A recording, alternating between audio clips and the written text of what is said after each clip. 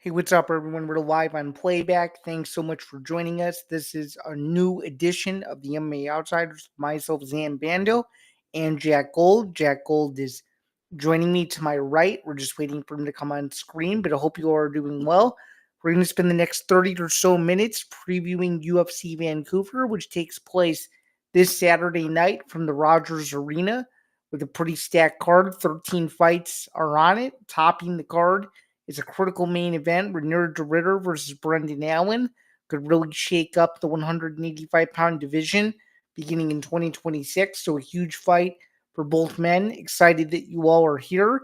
It's been a busy day on playback. Just got done with for us, Nick Morganson, and Kellen McCord. Hello, hello. What's up, Jack? How are you? Doing good. Ready to go. It's good to hear. Hopefully everything was good. Did it just take you a second to get set up? My camera just didn't want to work for some reason. It was connecting to my phone, but we're good now. It's good to hear. So it's good to see you again. New edition of the MMA Outsiders. It's Thursday. In just a few minutes, we're going to begin previewing UFC Vancouver. But how are you? How was your week? Seems like you've been putting out some new stuff. Just kind of give me a little bit of an update since the last time I saw you about 48 hours ago or so. Yeah, no, just trying to put out some stuff. Just released an interview with Ernesto Starboy Rodriguez. He's a cool guy. Watch out for him. But yeah, just editing for the rest of the week. You know, I got my suit picked up yesterday. I got a wedding this weekend, and we're doing good. I got a question for you, though. Are you going to be at BKFC Hammond this weekend? No, I will not be there. Unfortunately, it's too. I've been, as you know, I've been running around like crazy. It's too much to pack in. I was lucky enough to be approved. Shout out to everybody at BKFC for approving me, but unfortunately, I won't be able to make it out this weekend. It's a little bit the card start time. I'm not the biggest fan of, and just wasn't willing to not come back into town at a very unreliable hour. So What time did it start at? it's supposed to start at 8. Ooh, late night. Yeah. So it's a later card, and it was not a start time I was a big fan of, and the credential distribution was a little later than I thought too. So with all those factors in mind, just this one wasn't going to work, but hopefully they come back this way in the future, and for sure I will be making the next one. So, awesome. Yeah. Awesome. Good. Hey, I get it. I can't make it either. Good question. And I now understand how the approval process works for them. So that I sort of know kind of the protocol and what they expect. I know it's going to be a later approval than other promotions and just other sporting events. Period, dude. You'd be surprised like how quickly for college football and college basketball and like other major sports, the approval process is a lot faster than maybe combat sports. So you know a lot ahead of time. Yes. MMA is like 5 days, maybe. Yep, that's exactly right. Yep. So it's just kind of the nature of, I guess, both businesses, if you will. But yeah, I will. That makes two of us. We won't be there, but at least you'll be covering some stuff beginning in November. So that'll be cool. That is, and you asked me on Tuesday about MSG. I don't. We're flowing back into a hard. It's doable at this point now, so we'll see. Okay, so what's making it doable now than what it was 2 days ago? I am no longer going on a trip that I was going to, just like a leisure trip with a couple of my friends. It got canceled, and with that money I'm saving, I'm thinking now, I'm like, what are we doing? And my boy Malcolm Wellmaker just got announced again for today for MSG versus Cody Haddon. Oh, it's tempting, Zan. Yeah, I'm gonna say this. This is of course up to you and whatever you want to do. I'm not telling you what to do, but you should self-impose your own deadline of November 1st. November 1st. By November 1st, you should know whether or not you're going to UFC 322 or not. I wouldn't be buying my ticket until the day of. I'll tell you that. Okay. But the decision will be made shortly. Okay. Fair enough. But yeah, that should be fun for sure. But now that we can kind of transition, I'm excited to talk about some of these fights. But before we talk about any of these fights, though, there was a little nugget that I would be very it would be very what do you call it? It would be a disservice to you, if you will, if I did not pose this question to you. And that or I guess that question slash statement is, how are you feeling now about DWCS almost 99% moving to Paramount?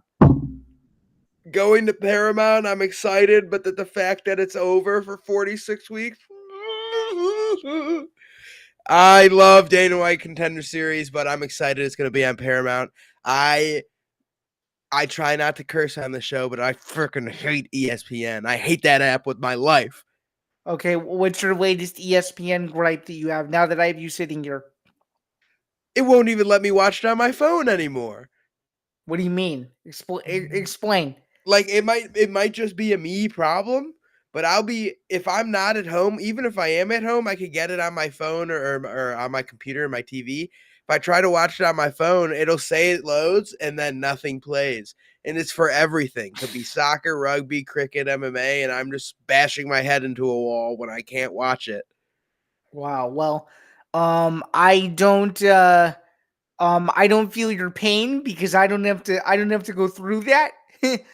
Thankfully, but I can Like I feel just missed the West Schultz Sulawev stretch. you did. I was picking up dinner for my family. And then were you able to watch the rest of it or no? I got home before the next fight, yeah, but I was upset. Wes is my boy. He's from Milwaukee. I know. I know.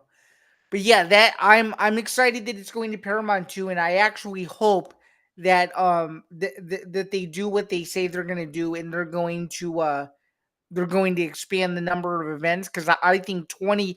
If it was up to me, and I have zero power, I have zero crystal balls. But if it was up to me, and if I was the master schedule maker, I would do a spring DWCS and a fall DWCS every year. I was just gonna say I didn't even think about that, and I was listening. People might hate it. I was listening to the Guru this morning, and he said that as well. And I was like, you know what? That's a good idea. And even if it's not 20, if it's 8-8, 7-7, we're still getting it twice a year, and that's better. Yeah, I would like to see it twice a year. Again, I just don't know if the talent pool is large enough. I don't Just think be stricter with the contracts. If it's not a vicious finish, don't sign them. If they win by decision, bring them back for the next round. And if they lose, sorry, bro. yeah, or if they lose and it's not horrible, then you maybe bring them back the next year. I like that too.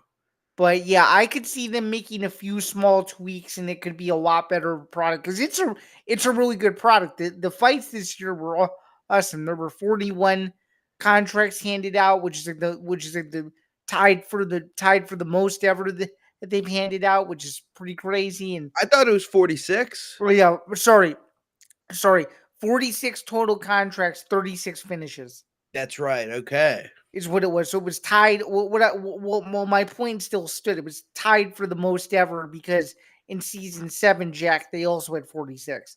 So, Nice. so Very nice. overall, in terms of if you liked a lot of finishes, season 9 was a really good season for that. And the other But thing I want to say is like what I really like and dislike about Contender is that they're strict about who they bring back. But sometimes, like in my opinion, one of the first fights of the year, Radley De Silva versus George Mangos, I think both of those guys are two of the best 45ers on the season. But because they fought each other and they kind of like stalemated, neither got signed. And I think that's unfortunate because I think they're both really good. I would bring them back next year against different opponents and let him shine. But Radley, I love Radley. I think he should have won that fight. George is really good. He's still young, but I I think hope they're so. both back. I think so. I think so too. And because I have to mention this too, how would you feel if they went international and did like a DWCS Abu Dhabi or something like that? No, boo. It doesn't work. I like the thing I of don't like it. I don't like it either because it takes away the mystique of it. It has to be it has to be in the warehouse dungeon. That's what I it is. agree. It has to be in the dungeon. It has to be all these fighters from could be the middle of nowhere, Kentucky, could be New York, could be LA, could be anywhere in the world, Russia, Australia, Japan, any of that shit. You bring them into this warehouse and it's like, fight for your job, boys. Let's go. And I love it. Yeah, it definitely is. I'm not even going to lie. This season, my mom started loving it. I bet you my mom watched 8 of 10 episodes. Really? Yeah. Okay. Hey, I'm not trying to be a hater to the OGs out there, and I'm technically an OG myself. I would much rather watch newer episodes of DWCS than I would another season of The Ultimate Fighter. It's totally different though. You watch one episode of Ultimate Fighter, you get one fight per hour, while in Dana White's Contender Series, so let's say per 2.5 hours, which like for show, you could get 2.5 episodes of Tough, which like I'll be generous and you get 3 fights, maybe 2 fights, 3 fights, kind of stinkers, could be good, not the best level of competition. You get 2.5 hours of Contender Series, you get 5 to 6 fights. Kill or be killed. Like, let's do this thing. Well said. Well said. Switching away from prospects and talking about guys that are actually in the UFC. Let's talk about UFC Vancouver this weekend. It's the Vancouver! It's the second straight international event in 3 weeks for the promotion. We had Brazil last week. We get Vancouver this week as an appetizer, and then we get Abu Dhabi next week as the meal, if you will, to end October. But let's talk about Vancouver because the main event is really, really interesting. Right now, middleweight is in a logjam, and part one of this logjam is going to take place this weekend. We have Renier de Ritter taking on Brendan Allen in the main event, a super high level fight. Probably one of the best fights of the whole year on paper, championship on the line or not. I'm super excited for the fight because I know how you feel on this fight. I think going back and forth and doing all my research as I usually do, this is a coin flip, high level fight to where if one of these guys makes a stupid mistake, the fight is going to totally turn in a way that you least expect.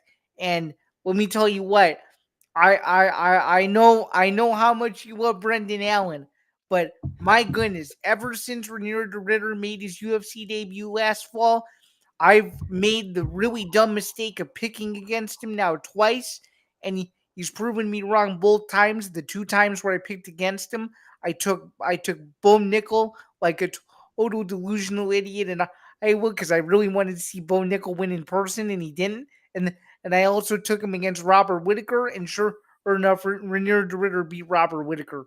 Unfortunately for you, I'm not making the same mistake again. I'm picking de Ritter to beat Brendan Allen.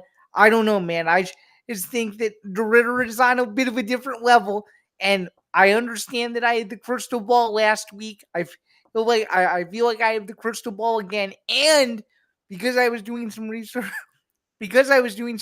before we started, I'm only 1 fight behind you for the entire month. You're 19-7, and I'm 18-8, and I think this weekend is a chance to be really interesting. So that's my first bold take of the episode that I think Renier de Ritter is going to win the main event Saturday against Brendan Allen. I want to ask you a question while I fix this. What about Rainier do you think is the winning factor in this fight? What do I think? It's the grappling, my guy.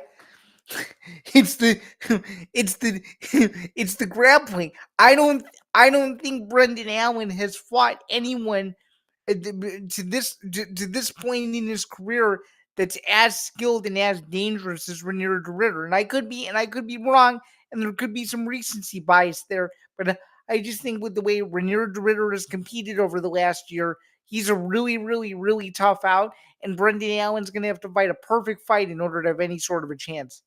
That's what I think. Perfect timing. Look at that. I could totally understand what you're saying. I totally get it. Rainier's good. Now, here's the only thing I have for Rainier. Okay. I'm looking at his tapology here. I've been watching Rainier de Ritter since January 25th, 2019. Okay. because somehow, some way, he was the first MMA fight I ever saw. I saw him beat Rong Fan on Instagram by Darce Choke, right? From that point on, I wasn't really watching still. He TKO'd Gilbert Galvao, pretty crazy. But from there, I lock in October 30th of 2020. I figure out what's up. He beats Unlaw.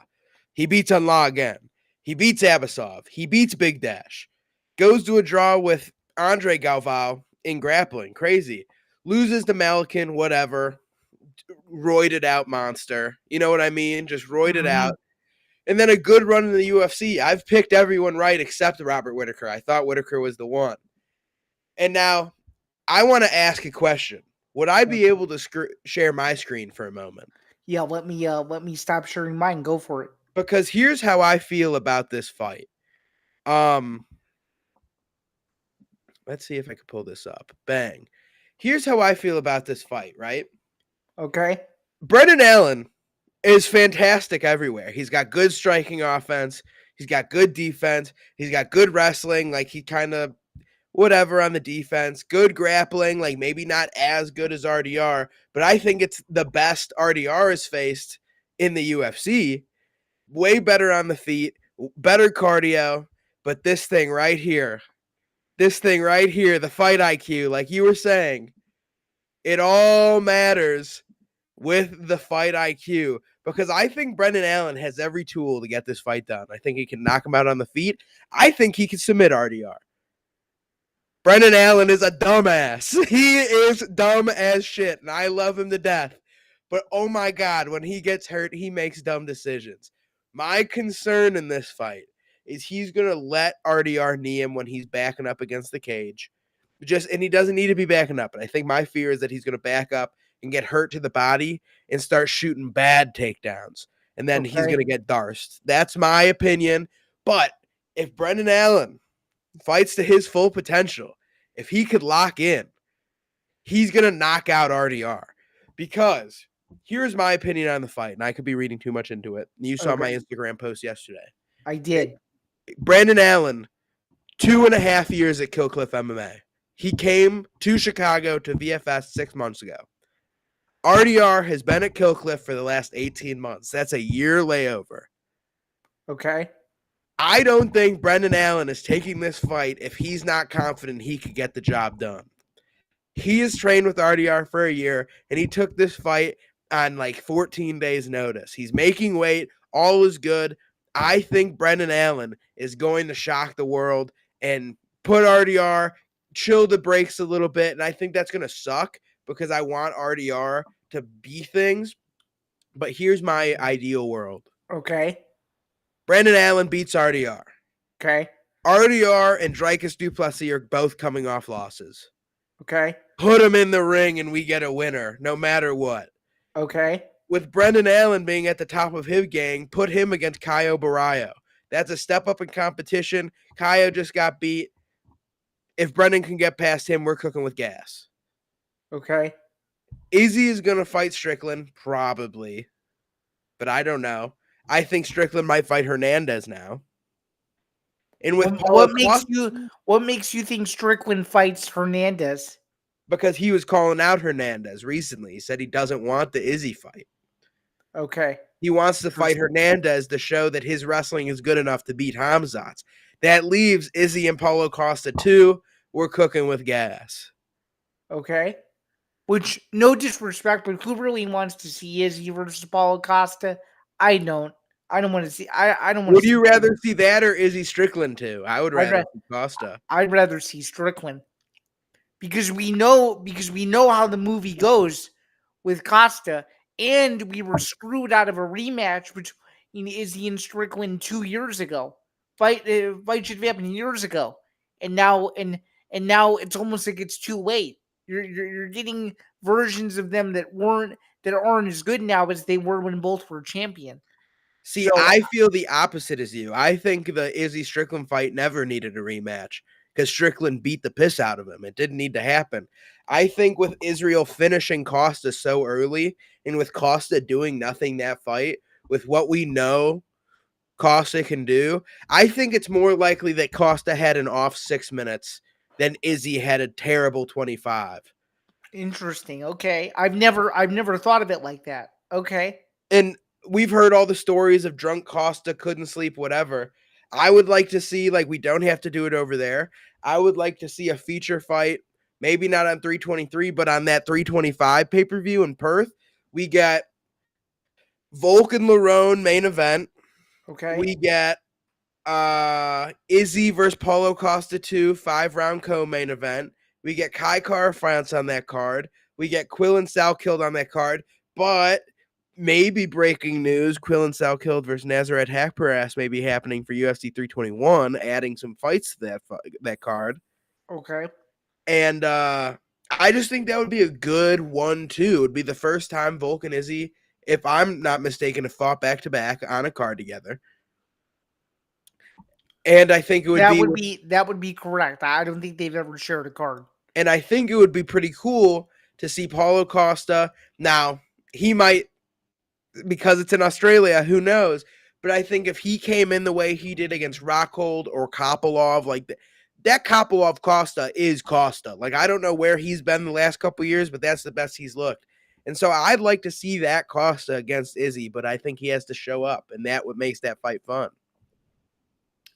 Interesting. Any more? By the way, I love that you're starting to share your screen now. Any more stats or nuggets that you'd like to show? Considering that I usually drive the shared screen bus, I'm a little curious. What else do you have up your sleeve? What other little nuggets would you like to share? I mean, the other nugget I would like to share maybe is showing my case to Brendan Allen here. Okay. Because not sponsored. Get out of here. If we look, he had some two bad L's here to Hernandez and Imabov, both decisions, right? Mm-hmm. That's one of the best strikers and best grapplers we have in the division. Exactly. He won rounds off both. He just beat Marvin Vettori. Close fight. By the way, do we agree though, just a little bit, that Marvin Vettori is not the same as he was 5 years ago? He looks like a bad shell of his former self. Because oh my god, dude! I agree. And I'll also God. say that he was tagging Brendan a little bit, so I don't like that. I know. But this run right here is what I like about this fight. Jacob Malkoon, Okay. Australian All-American, basically. I forget what it's called, but it's like some fancy name. Really good wrestler. It's basically I'm gonna help you out. It's basically Australia's version of freestyle wrestling. Is basically what it Commonwealth. He's a Commonwealth champion. Yep, exactly. Yep. And then Andre Muniz here. That's a really dangerous grappler. Now, did we find out that his chin is absolutely cooked? Yes. But I like this right here. Brendan Allen went after it and submitted the most dangerous submission guy available. And especially, I want to say at the time, if you look, that's 2023. Andre Muniz in 2023, I don't know if he was coming off a win at the time. He was. Look at this win streak here. Broken arm armbar against Fabinski. Broken arm armbar versus Surza. Broken arm armbar versus Anders. Beat Uriah Hall. Pop it up. Oh, my bad. Yeah. Bang. Okay. It was this run right here. Okay. Because if you see Jacare, I mean, Fabinski's whatever, Anders kind of whatever. But also, this isn't right. Who am I looking at right now? Oh, yeah, Muniz. That's right. Because Muniz at 2023, like, he was getting to this Brendan Allen fight. And he had 3 arm bars in a row that were insane. That's right. Broken arms. The Eric Anders one, from what I remember, the Eric Anders one was the most impressive. I remember Souza being the most impressive, but both were crazy, back to back. But the problem was, he's gone on to lose a bunch. He got TKO'd by Paul Craig. So everybody, like, mishaps that. But Brendan Allen got him at his peak and submitted him. And since then, you can see he's been active. He's fought some of the best in the world. Rear naked, rear naked, rear naked, rear naked. Like, I like his chances versus Rainier DeRitter. It'll definitely be an interesting fight that I can tell you. Because we have a few more minutes left, are there any other fights on the card that stand out to you that are can't misses? Because I think the Kevin Holland fight has a chance to be really good. What do you think? I agree. Here, 1 second here. I'm going to do this real quick because I want to get our rapid picks after we talk about this one. Sure, no problem. Because I think we might be wrong here, or I might be different as you as well. I hate Kevin Holland with a passion. I know you do. I hate him with a passion. He's kind of a mean guy. But I think he's about to get this job done as an underdog versus Mike Malott I at think home. so. I think so too. We both agree. I think I'm going to go a step further and say I think Kevin Holland submits Mike Malott. I do. I can see it. I can see it. I just think Mike Malott is slow, man. He is slow. That's Really is. like he's good and technical, but the And one and thing can you really the issue that I have with Malott is can you really name one signature win that he's had where you're like, oh wow, Mike Malott has arrived. You really can't. This is his big opportunity, in my like he's opinion. had some good finishes, but like you're saying, like not against anybody crazy. That's when that's exactly what I'm trying to get at. But going through the rest of the card real quick. So we're 1-for-1 right now. We're splitting in hairs in the main event. We agree on Kevin Holland. Who do you got for Marlon Chito Vera versus Ayman Zahabi? I've got Vera. What about you? I've got Vera as well. I think it's a hard one, though. I think Ayman has a real possibility of just outworking him. Okay. Next up, do you got Manon or Jasmine Jasdavicius? I got Ferro in a bounce back. What about you? I do too. I've got Manon Fiorot.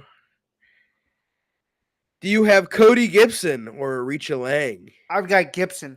I've got Gibson as well. Zan, are we agreeing on this card? I don't know. So far, so good.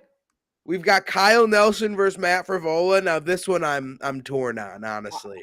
I'm torn on this too because you probably know. Oh, you would probably suspect this. I'm a pretty big fan of Frivola, but again, every time you think Frivola is gonna like have his signature win, he runs into a guy where he just underperforms. This is the exact scenario here. I have Nelson. What about you? I'm gonna pick Matt Frivola. Okay. But I think Kyle Nelson has a very clear path to victory if it comes down to it. Because Matt Frivola has been viciously finished back-to-back. And I believe back-to-back. Let me double-check that. That's what Tapology is for, my friend. Yeah, back-to-back viciously. Took a break. He's back a year later. But the big thing is, like, Kyle Nelson. Hey, Shane. Kyle Nelson, before the Steve Garcia fight, low-key kind of on a heater. Doohoo Right. Choi, Blake Builder, Padilla, and Angelo or Algio. Yeah. So I think I'm going to pick Matt Frivola tentatively. Okay. Next up, we've got Charles Jourdain versus Davy Grant. You know who I'm picking. I Give got- me dangerous Davy Grant. I got your guy. I got your guy too. We're both picking him. Oh, I think it's a tough fight. Don't get me wrong. I think it's going to be a tough one, but I think he gets the job done. Okay. Next up, we have Bruno Silva versus Hyung Sung Park. Who do you got? I've got Park. What about you? I like Park. I've picked Bruno Silva in his last like 4 fights, and he's let me down the last couple. I'm picking Bruno Silva again. Let's go, Bruno Silva. Okay. All right. Next up, we've got Danny Barlow taking on Jordan Santos. Danny Barlow, massive favorite. This is not my favorite fight on the card, but I am conservatively picking Barlow. What about you? I think I'm going to pick Jordan Santos because I think it's going to look weird. Like, Danny's moving up to 85, and I don't think he's an 85er. You know what I mean? Fair enough. Hey, there's always a first time for everything, all right? So maybe Barlow looks good, and maybe you'll be thinking, oh, I need to start picking Barlow more often in a new weight class. You never know. Maybe. All I know is I picked Sam Patterson to knock him out. Yeah, you sure did. Next up, we've got Kyle Prepelec taking on Drew Dober. Who you taking? I got a Prepelec and a bounce back. What about you? Even if he's a little lighter in skin complexion than we like for Drew Dober, I'm taking Drew Dober by vicious knockout. Okay. So we're split on that fight. Next up, we've got Stephanie Luciano versus Ravena Oliveira. Fun fact about this fight, Ravena Oliveira is coming down from 135 to 115. I have Luciano. What about you? I have Luciano as well. Next up, we've got Azamat Bakoyev versus Yusri Beljarari, I think, or Belgari or Beljari. Belgari. You had it. You had it right the second time. That one. Yusuri, Alex Pereira's teammate, big massive guy. Who you taking? I am taking. Let's see. I am taking. Oh, yeah, right here. I have Bakoyev. What about you? I am taking Azamat Bakoyev as well. And then in the featured, I lied, in the prelim opener, Melissa Croden versus Tainara Lisboa. Debut for Croden. Lisboa's moving all over the place. What do you think about this fight? I think it is decision all over it, and I am picking Lisboa. What about you? I think let me actually take a look here before we go. I'm taking Lisboa as well. I want to see the last UFC Canada card. I'm sure you know. What was the last one? Was it It would have been back in May, Jack. UFC 315. was that in Canada? Yeah, it was. Okay, hold It on. was in Edmonton. Win 1, 2, 3, 4. Okay, 4 and 2. I have a theory that the Canadians do really good and really bad back to back. So if we come back, if we go back to Rainier to Allen, doesn't matter. Yep, picking Kevin Holland, picking Cheeto, picking Manone, picking Frivola, picking Davey, picking Drew, and then Croden's my one upset, my one Canadian.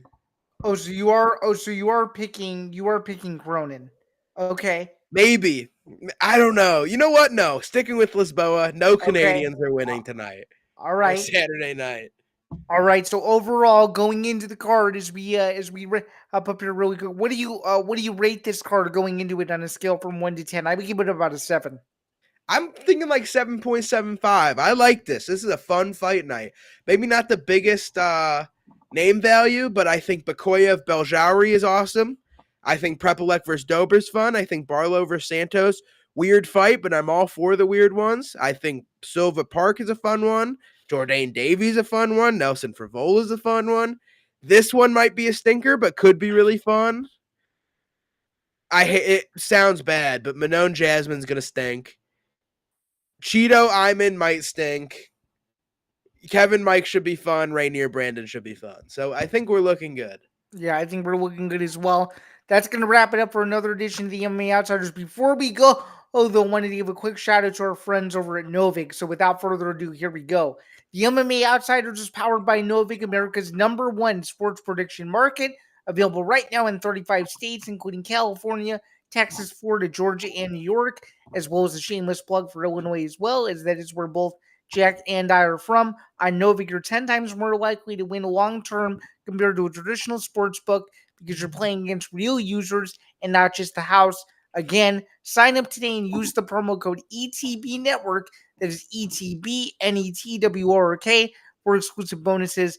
Must be 21 years older. Please gamble responsibly. As we get out of here, Jack, anything you'd like to plug going into next week, as we have a huge card coming up, UFC 321 in Abu Dhabi. Any final parting words before we get out of here today? We've got a huge card. Monday, we will have an interview posted with Kenny the Boss Cross fighting for the lightweight Tough Enough title on the same day as UFC 321 after the main card. So if you're not doing anything at night, sign up for UFC Fight Pass and watch Tough Enough and watch our boy get a lightweight. And also, there's a promo code.